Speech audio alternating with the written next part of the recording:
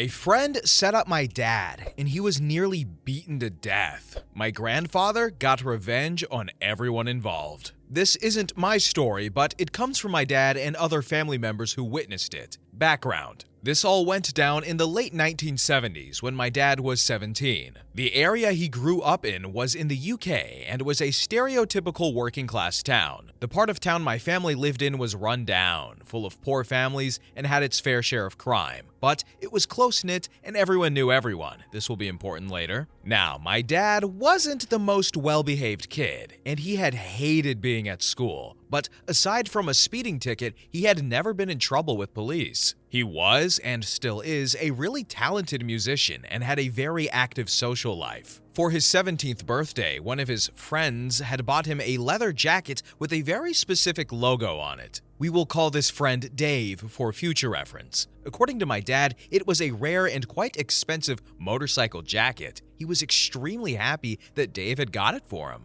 Dave had bought himself the same jacket a while before, and it was a big surprise. My grandmother apparently joked that with the jackets on, they looked like twins, and she wasn't far wrong. They had similar features, black hair, and were both well known for being kitted out in motorcycle gear. A few days after my dad's birthday, he was leaving work as a bartender in the town center at around 10 p.m. As he was getting close to where his bike was parked, a gang of 5 men approached him from behind. The last thing my dad remembers was being smacked over the head and passing out as he hit the floor. These men beat up my dad with bike chains and a crowbar, literally to within an inch of his life. Luckily, 2 bouncers from a nearby pub had heard the commotion and rushed to help. The men ran off, and the bouncers called the cops, and my dad was taken to the hospital. It turned out that Dave had quite a substantial gambling habit and owed a large amount of money to people who you really didn't want to owe money to.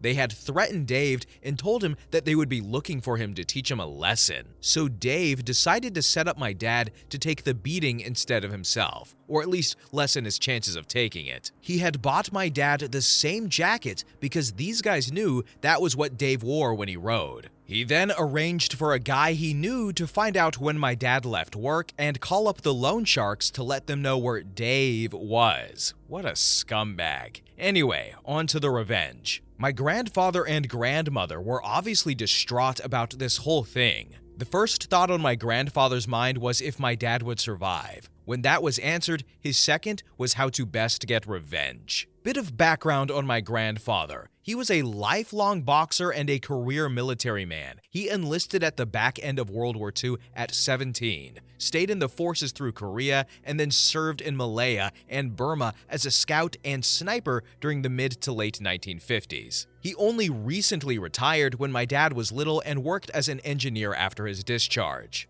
This guy was a certified badass, even into his 50s, and although he wasn't the best husband or father at times, he could never stand by and watch his family get hurt. The first move my grandfather made was to call up every ex-service buddy, bouncer, pub, landlord, etc. that he knew, and even a few less than legit characters he knew from the pubs. In my town, word traveled fast, and my grandfather was well-liked and had a bit of a reputation, so it wasn't long before he had the names and addresses of the 5 men who attacked my dad. Apparently, these guys had been bragging about beating up a defenseless man from behind. These guys were career criminals with violent reputations, but my grandfather really didn't give a damn who or what they were. My grandfather then called up a few of the most dangerous, hardened guys he knew from the service. He explained to them what had happened, and they were all happy to help. One night, the group kicked in the doors of each thug and beat them to a pulp. All 5 of them.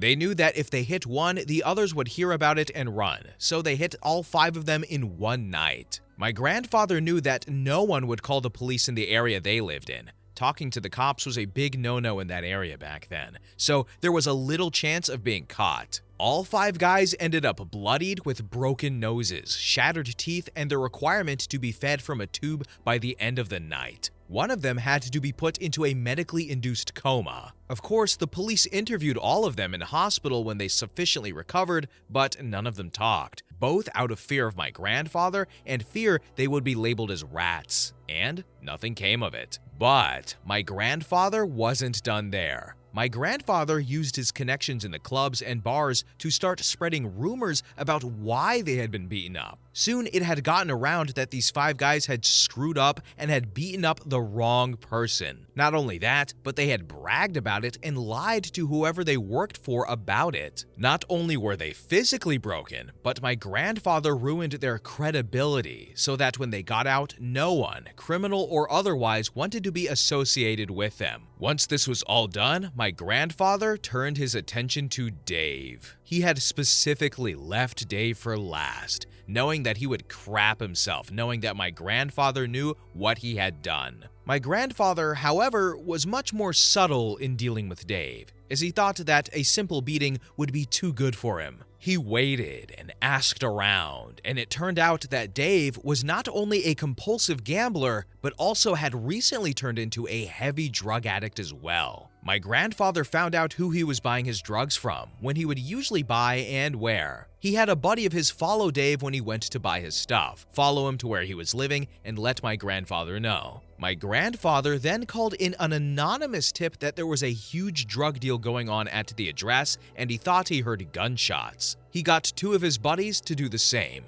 The police investigated, searched the house, and caught Dave red-handed with boatloads of drugs in his home, as well as counterfeit bills and a ton of other illegal stuff. Dave was charged, denied bail, and ended up pleading guilty to all the charges laid against him. My dad could never remember his exact sentence, but it was definitely heavy, at least 15 years. To add to that, Dave owed a lot of money to a lot of people, and let's just say his time in prison was made much worse by this fact. My dad never spoke to him again. His parents disowned him. His girlfriend dumped him. He struggled to get a job with his record, and when he got out, he had to move miles away to a place that no one knew him. My dad eventually recovered from his injuries, although you can still see various scars on his body from the beating he took. My grandfather never told anyone what he had done until my dad asked him about it when he got really ill in the early 1990s. Dave's life was ruined, and out of the 5 who attacked my dad, 3 ended up in prison later in life,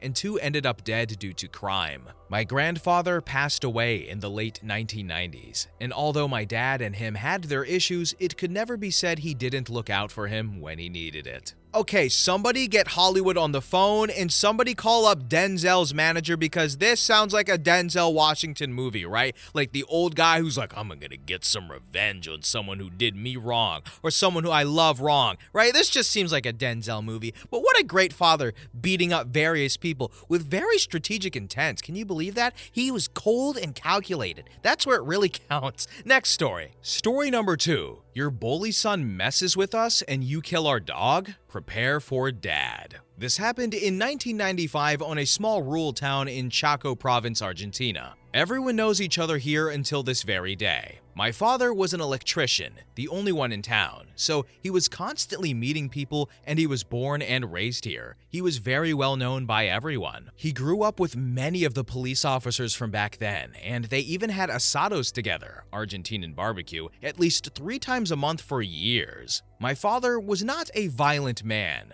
That was the only time I saw him do something like that. The other man with his busy son, they were not from town. They had moved here a year or so prior. They were from Buenos Aires. I don't really know the guy, only his kid, who was an absolute a-hole to almost every kid in the block and constantly picked on me and my brother since we were the youngest of our neighborhood, therefore couldn't defend ourselves. Bucky, our dog, wasn't trained since we knew nothing about training, but he was loyal and playful with every kid. One thing for sure though, he was protective. One afternoon, we were playing in the park, and out came the bully kid, who at first threw rocks at us, then got closer and started calling us names and had us a little bit scared. He was bigger than us. We tried to leave, but he blocked us and started hitting my brother. I tried to stop him, but he did the same to me. Bucky heard us crying and came running, jumping and getting the bully's arm all at once. He bit, shook, and released, staying between us and the bully, barking like mad until the kid left running. We saw him get inside his house, and a few seconds later came the father with the sledgehammer. Bucky stood in front of us, hairs raised and barking, but the man didn't stop. He got close, raised the sledgehammer, and went straight down to Bucky's head. He did not hit him once, he hit him 5 times. The first blow I'll never forget. The sound of the steel connecting with the skull, the painful whimper of our dog.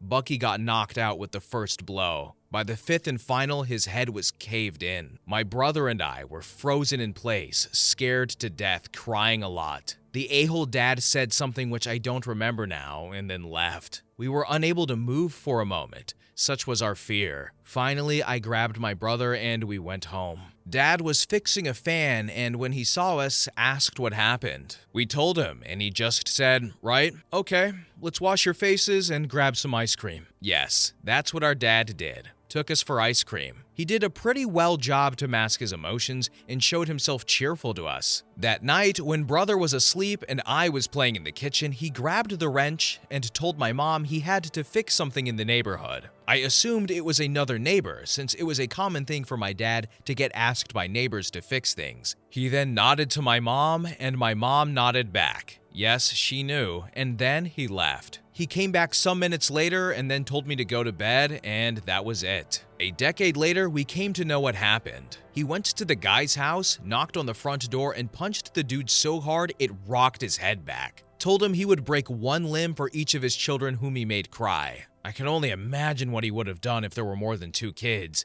And then he proceeded to beat the guy some more in front of his family, and then took the wrench and broke his legs. He then left the house, went home, asked me to go to bed, talked to mom, and went straight to the police. Turned himself in and was actually delayed until the police went and checked with the other guy. My dad also showed our dead dog to them, and the police found the sledgehammer on the bully's house still with blood on it, and they let my father go. They also spoke with the dude when he got better and suggested to him to leave the town, since if they weren't liked before, they wouldn't ever be now. To this, you gotta understand the mindset from some small rural towns. We looked at outsiders with mistrust back then, and it took a while for people to get used to you if you were new in town. However, these people came and were very much not liked. Apparently because of the kid, and the father was also an a-hole. I do not condone the actions of my father, nor am I justifying in any way the events that transpired then, but as a father myself, I can totally understand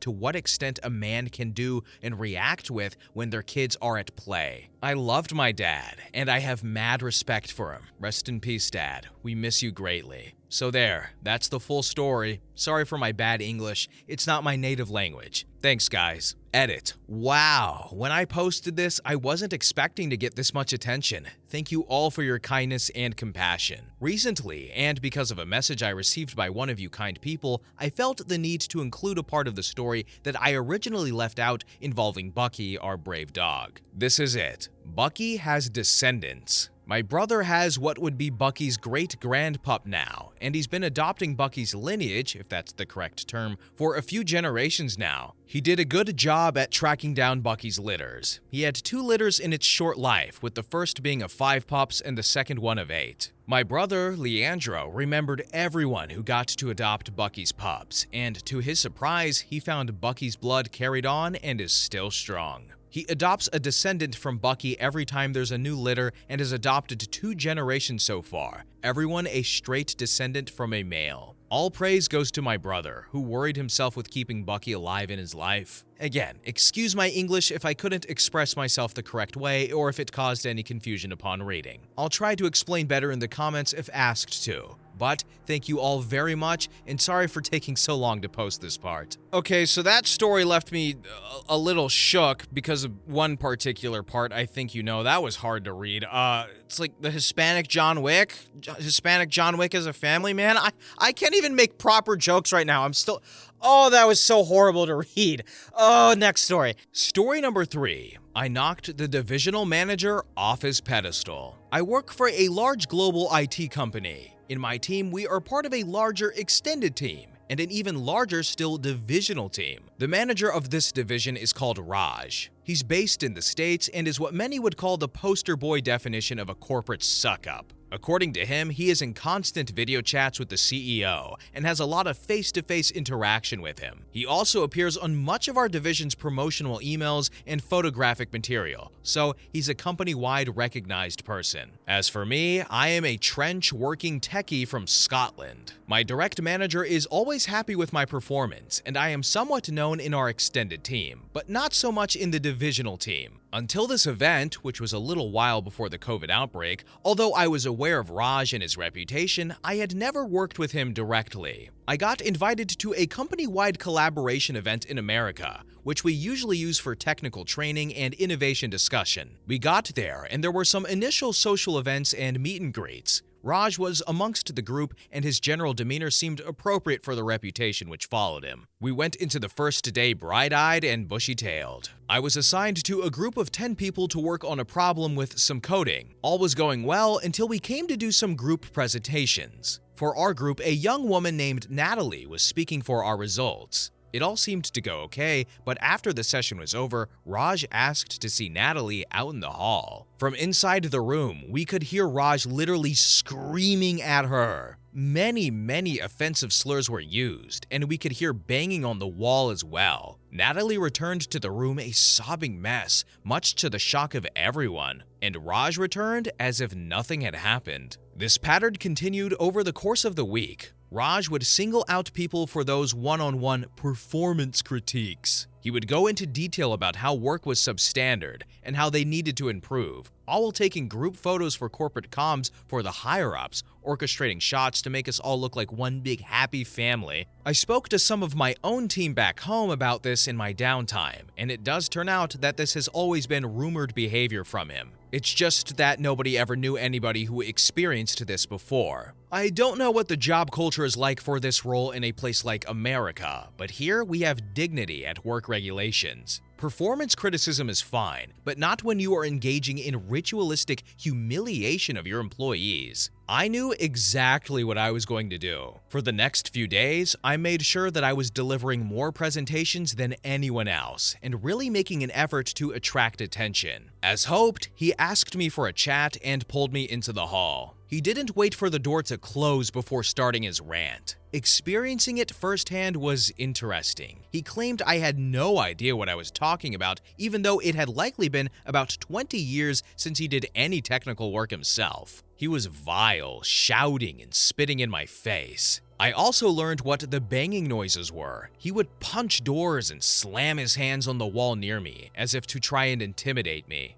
I was prepared mentally though, and just smiled and nodded during the entire rant. He looked angry that I was reacting this way, and by the end of it, I thought he was legitimately going to burst a blood vessel. When he was finished, I asked him if he was done. He told me to get out of his sight, and that's when I did it. I gave him a Glasgow kiss. For those unfamiliar, it is a headbutt. And it is not the first headbutt I've delivered in my life, having been brought up near Glasgow. He collapsed to the floor in shock, holding his nose, which didn't bleed unfortunately, looking up at me. Then, I leaned down, and in my most Glaswegian accent, I whispered to him, "If you ever disrespect me or my colleagues again, I'll kick the utter hell at you next time." And then I added the C word in there for good measure. I went back in the room while he did not. Inevitably, I got the HR call. Raj was in the room as well, and I could see that he had 2 black eyes as a result of the headbutt. I was asked to explain myself, and I told the truth, mostly. I explained about his abusive behavior, but focused specifically on the hand slamming and how it had been intimidating me. It hadn't really, but I massively played up on this aspect of the encounter. I described the headbutt as a reaction when he slammed the wall right next to my head with his hands. I wasn't sure what story he had told them, but I was sent away after this. I ultimately ended up with a disciplinary on my record, but no further consequences. Other team members were interviewed over the next few days, and once the pattern of abuse was established, Raj was terminated from the company. The most satisfying part of all of this was the day after, when everyone on the course went out for dinner. Natalie insisted that he stand next to her for the division group photograph, black eyes and all. I have to think that photograph contributed to his downfall in some way.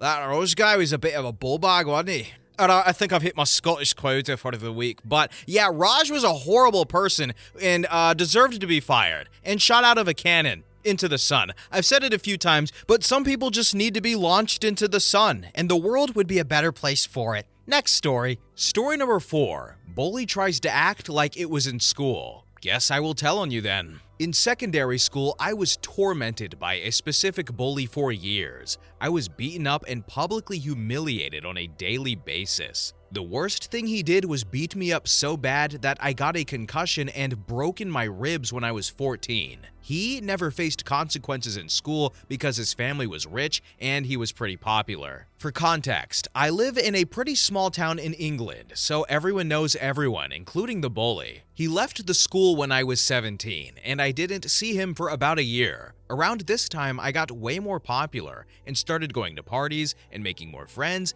and annoyingly, he was friends with some of my friends, and his girlfriend was at my school, but I managed to avoid him mostly until I finished school. Unfortunately, I saw him a few months later when me and my friends went to the pub to celebrate our exam results, and he was a complete a-hole to me. And he started insulting me and mocking me to my friends, saying, "Why do you hang out with me?" bringing up a bunch of stuff from years ago, and at one point put me in a headlock and told me that my friends only hung out with me out of pity. I wasn't going to take it, but I also wasn't going to get into a punch-up because I didn't want to give him the satisfaction of getting me angry. And right at that moment, I overheard the perfect thing. He was bragging to his friends about the house party he was having and saying about all the drugs he was going to take to the party, and said he had it all in his car. And it wasn't just a bit of weed either. If I remember correctly, he said he had 13 bags of coke, about 30 pills of MDMA, and or 7 to 8 grams of ketamine, and then I knew what I would do for my revenge on the guy. As he was leaving, I followed him to his car and took a photo of his number plate. Then, after he was driving off, I walked off and called the police. I knew they needed something more than hearsay to stop the car, especially because I did not want to be traced back to it. So, I told the police I saw my bully snorting a white powder in the pub toilets. This was a complete fabrication, and then get into the driver's side of the car after he snorted. I then provided them with the license plate of the car and told them the direction they were heading in. I honestly didn't think they were going to stop him, or maybe they would ask him questions later and ruin his party, but the driving on drug allegations plus the fact he had been arrested for minor possession before, which I didn't know at the time, was enough for the police to take it seriously, as well as stop and search his car, which they found all the drugs he was transporting to his party, and he got arrested for it. The consequences of his arrest meant he lost out on his university place. His rich parents had enough of his behavior, so they kicked him out and cut him off from their funds. And a rumor I heard was that in turn for a lower sentence, my bully ratted out his supplier, which resulted in him getting stabbed multiple times, and as a consequence of that, now has to wear a colostomy bag, and that, plus his criminal record, means he is currently unemployed. So what's the theme of this video? Revenge? Definitely revenge, but small towns. Connected communities banding together to do bad things to bad people. But small towns mostly, right? Small towns do it differently. I wish I was in a small walkable town and I knew everybody and then we got along. Someone would probably get murdered at some point. I hope it wasn't me. I feel like I would befriend the murderer but wouldn't know they were a murderer, and I'd be like, wow, I really gotta rethink who I befriend. But anyway, thanks for watching. Bye-bye.